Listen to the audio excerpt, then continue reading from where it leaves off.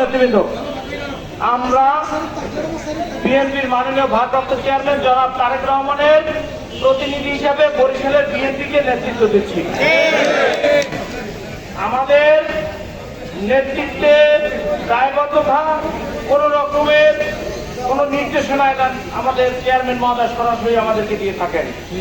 মাঝখানে কোন ব্রিজ আমাদের মাঝে চেয়ারম্যান টু বরিশাল মহানগর বিএনপি।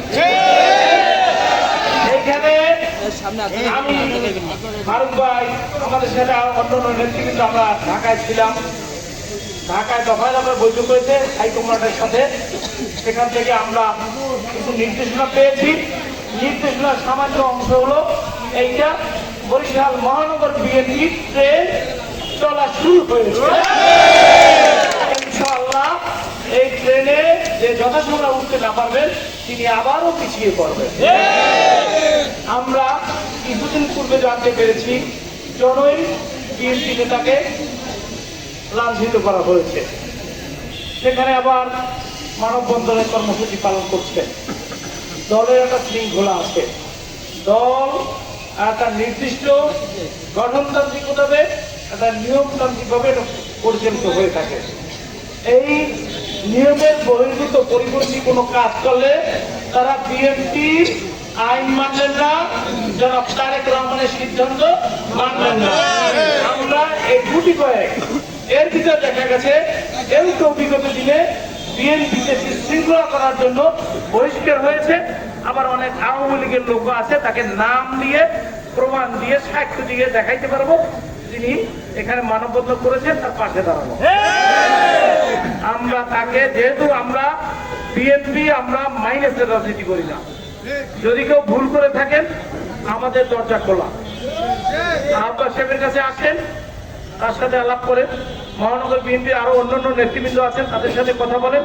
ভুল ত্রুটি হলে কোথাও কোনো রকমের আমাদের বিএনপির কর্মী নেতা যদি লাঞ্ছিত হয় বা অপমানিত হয় বা কষ্ট পায়, সেটা মহানগর বিএনপি কোনো রকমে আমরা সেটা ছাড় দেবো না। সম্মানিত নেতৃবৃন্দ, এরপরে আমরা জানলাম বরিশালে আমাদের দুইজন বিএনপি নেতার বাসায় হামলা হয়েছে। এইটার ব্যাপারে এই বক্তব্যে আমাদের বিভিন্ন রকমের বরিশালের স্বনামধন্য অনেক সাংবাদিকরা আমাদের সাথে যোগাযোগ করেছেন। তারা বলেছেন যে ভাই হামলা হয়েছে, আমরা ওখানে গিয়ে আশপাশের দোকান বাসা বাড়িতে জিজ্ঞাসা করে এটা কোনো প্রমাণ আমরা পাইনি কোনো হামলা হয়েছে কিনা। এরপরেও আমরা বলতে চাই এই হামলা এটা আমরা সমর্থন করি না। এই হামলার তীব্র নিন্দা এবং প্রতিবাদ জানাচ্ছি। আমরা মহানগর বিএনপি থেকে এই হামলাকারী কে বা কাহারা বা নিজেরা এটা কেউ তৈরি করেছেন কিনা এটা আমাদের পরীক্ষা করে দেখতে হবে। দেখে আমরা এটা সাংগঠনিকভাবে ব্যবস্থা নেব ইনশাআল্লাহ। দলের নিয়মের বাইরে কিছু হতে পারবেন না। এই বরিশালে আজকে বরিশালে মহানগর বিএনপির নামে যদি কেউ কোনো অনুষ্ঠান প্রোগ্রাম করতে চান, অবশ্যই মহানগর বিএনপির নেতৃবৃন্দ, বিশেষ করে আহ্বায়ক সদস্যদের সাথে আলাপ করে তাদের সাথে পরামর্শক্রমে আপনারা এই প্রোগ্রাম করতে পারেন। এছাড়া আপনাদের কোনো প্রোগ্রাম এটাকে কিন্তু সবাই সহজভাবে মেনে, এটা হবে যে অরাজনৈতিক ব্যক্তি স্বার্থ এবং দলের ভিতরে বিভ্রান্ত করার জন্য, দলকে বিভাজন করার জন্য এরকম প্রক্রিয়া বলে আমরা সবাই মনে করি। সংগ্রামী নেতৃবৃন্দ, আমরা আপনাদেরকে বলতে চাই যে আমরা মহানগর বিএনপি ঐক্যবদ্ধ আছি। মহানগর বিএনপির অঙ্গ এবং সহযোগী সংগঠন আমরা ঐক্যবদ্ধ আছি।